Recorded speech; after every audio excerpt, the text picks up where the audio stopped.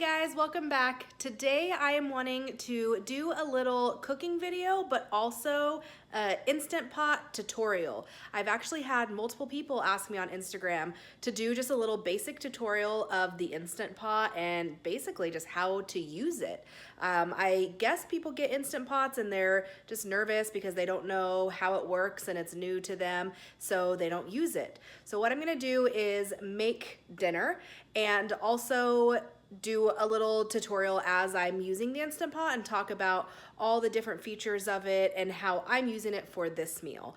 Keep in mind there's lots of uses for the Instant Pot, but how I'm gonna make this soup tonight, it's just kind of the basic Instant Pot features that I'll be using, so it'll at least get you a little bit more comfortable with the Instant Pot and knowing some of the basic features of it. The dinner I'm making tonight is loaded cauliflower soup. So this is a keto version of kind of loaded baked potato soup, and it's just with cauliflower. Before we get started, make sure you scroll down a little bit and subscribe to my channel. Follow me on Instagram, Baby Stepping to Freedom. I post a lot more in my stories on Instagram where I'm making dinner and using the Instant Pot, and I have a lot of stuff saved on there as well, so you can go check me out there. And we are going to get started on making this loaded cauliflower soup. So this is everything that you will need to make loaded cauliflower soup. I have it all measured out here so you can see I will be making a double batch of this. So you see 2 heads of cauliflower. It's because I have 2 heads of cauliflower that need to be used. They're both turning a little bit brown, so I'm just gonna double this batch and have a big pot of soup that we can have throughout the week. So as you see, 2 heads of cauliflower. A normal batch would just be 1 head, obviously. I have a whole onion that is double what it should be. This is about 1 pound of bacon, 2 carrots, 8 ounces of cream cheese. This is 3 cloves of chopped garlic, a cup of heavy cream, 3 cups of shredded cheese, and then I'll use this whole container of chicken broth. Usually I have frozen chicken broth in the freezer that I've made, but I just ran out and haven't had time to make any. So when we went grocery shopping, I got some of this chicken broth just to make the things on our meal plan right now.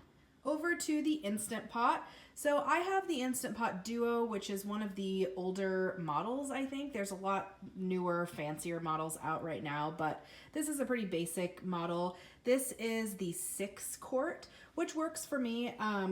If I got another Instant Pot, I would probably get an 8 quart just because I use it so much, but 6 quart works. If you are unfamiliar with an Instant Pot, it is a pressure cooker. It is also a slow cooker. It has a slow cook function. It's a rice maker. It's a yogurt maker. But the main function of it is that it's a pressure cooker. So how pressure cookers work is that it heats up whatever liquid is inside and it builds up the pressure with the steam, and then it cooks under that pressure. On the lid, there is a weight that you turn to either venting or sealing. When it's on sealing, that means that only a little bit of pressure is being released, and so the pot inside is cooking whatever is inside under a lot more pressure than if you were just to boil something. So on the control panel here, you can see there's some presets. I actually don't really use the presets very often because they're really just sets amount of time and amount of pressure. I usually just use the manual button and adjust as needed there. When you look inside, you'll hear a lovely noise. If you have this brand or this model of Instant Pot, you can put your lid right there. Lots of people don't know that. It's like a lid stand. As you can see, I use my Instant Pot all the time. It's all stained in the bottom. But this is the inner pot. I have seen people not cook in the inner pot before and put things down there, and you destroy your Instant Pot. Don't do that. Use the inner pot. This is what you cook in. So you put your food in here. You can cook it a little bit, which I will do with the soup, and then you'll put the lid on. It has a lock, which is important to know that when it's under pressure, it has a safety feature that you cannot take the lid off. It locks it when it's under pressure, and once the pressure is released, then you can take the lid off. So that's kind of a very basic overview of the function of the Instant Pot, and so we will get started on making the soup. So the first step of this soup is to cook up the bacon in the pan. So I have it on saute right now. Basically that's just acting as an electric skillet where it's heating up the inner pot and getting hot inside, so then you can saute whatever you're gonna put inside.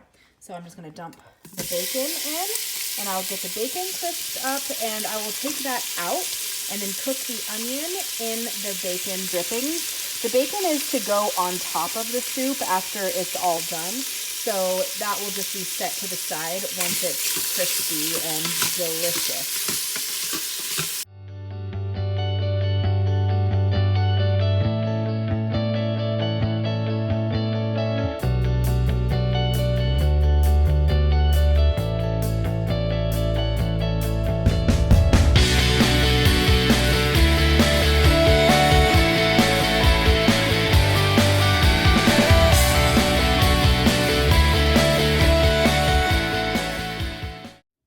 So I got all the bacon taken out. I got rid of about half of the bacon grease that was in the bottom, but that's what I'm gonna use to cook the onions in. So I'm just gonna drop the onions in it. It's still on saute, and I'm also going to throw the carrots in there as well and saute the onions and the carrots up in all this delicious bacony goodness down here.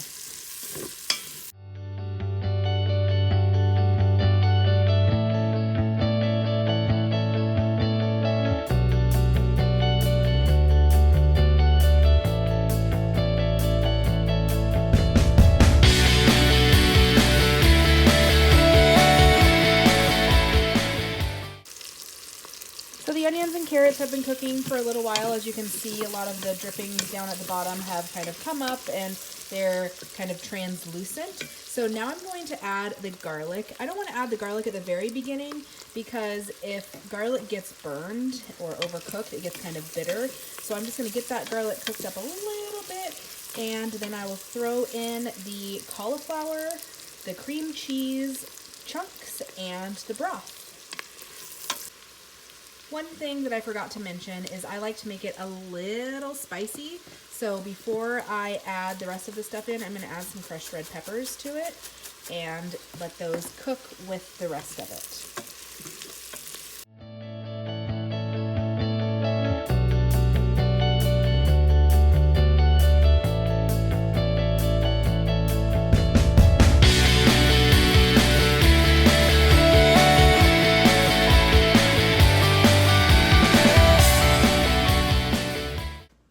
Now that everything is in, everything that's going to cook is in, I'm just going to put the lid on it.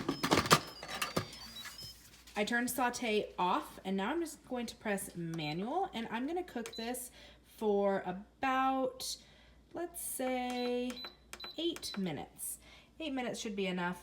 I don't have a specific amount of time that I cook things. I just know that cauliflower cooks pretty quickly, and 8 minutes will be enough time to get it all soft. So when you put in the time, the number comes up and you can change it with the plus or minus, like you saw. After you set whatever number you want, you wait for it to beep like that and it'll say on. That means that it's now coming up to pressure, and as it's heating the liquid that I put inside. Up on the top here, I want it on sealing. That means it's going to be cooking under pressure. If it's on venting, then all of the steam will come out and it will never come up to pressure. So make sure it's on sealing, make sure it says on, and it just works on its own. Once it has started boiling and the steam has created pressure inside the pot, it will then say 8 and it'll start counting down. So when it doesn't say on anymore and it shows you the amount of time, that means that it's actually cooking. Since the pot was pretty full, it'll probably take a little while to come up to pressure. I anticipate it'll probably take about 10 minutes to come up to pressure because it was so full. When you make things with less liquid, like maybe hard-boiled eggs that only has a cup of water, it comes up to pressure a lot faster because it's not as full. It doesn't take as long to boil and create that pressure inside. So we will come back to this once it has come up to pressure and the time has started counting down. So the soup came up to pressure, it started counting down, and it just beeped to say that it's done. When it's done, it has this L and then zeros. that is, it's counting up and saying, basically it's on keep warm, as you can see here. And it's just gonna keep warm for however long you want it to keep warm for. So it'll just start keeping track of the time on the little screen there. So I'm going to do a quick pressure release. There's two types of pressure release. One is quick pressure release, which is releasing the pressure through the valve up here. The other is natural pressure release, which would be to just let it sit and do this for however long it needs to come down from pressure. This is a little weight in here that shows that it is up to pressure. When that is up, that means you can't take the lid off. It is locked and it is filled with pressure. When the weight is down, that means it's not under pressure anymore. So because the cauliflower is soft and I know that it doesn't need extra time to cook, I am going to do a quick pressure release. This often scares people because it's loud and a lot of pressure, but I like to put a towel over the pressure vent so it just kind of gets covered. I've heard that it might be dangerous. I don't know why. Maybe I should look into that, but I still put the towel over it. I'll show you what it looks like without the towel, and then I'll put the towel over it. So just make sure your hand is out of the way because the pressure comes up right here, or the steam comes up right there.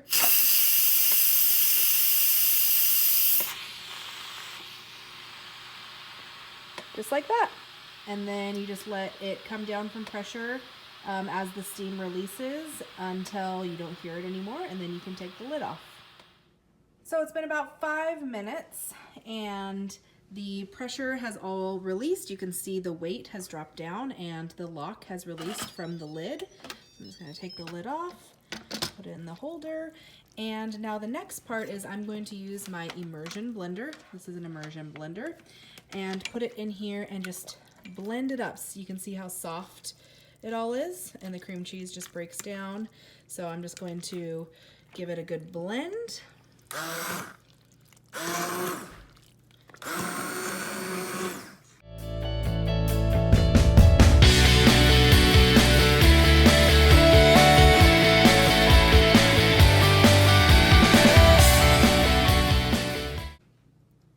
Now that it is partially blended, I am going to pour in my heavy cream, and that will just help make it creamier.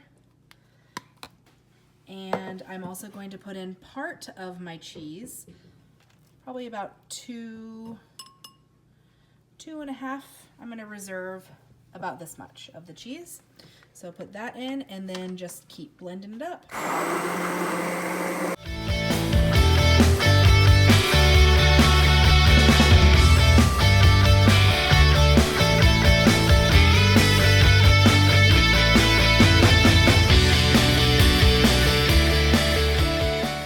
So if you wanted your soup to be a little bit more chunky, you could just partially blend it up with the immersion blender. If you if you don't want it pureed at all, you could just use a potato masher and mash it up so it's just smaller pieces. I like mine completely pureed. So this is after I've pureed it all together. You could put it back on, it's still on keep warm, you could put it back on saute and let it come back up to a boil and then boil it for a while until it gets a little bit thicker. But I'm actually okay with that thickness. It's a pretty good consistency and it's just about done. Wait, you can taste it to see if it needs any salt depending on your taste. It might need salt, it might not. I personally think it needs a little bit of salt, so I'm just gonna add a little salt to it, mix that in, and I'll start plating it up.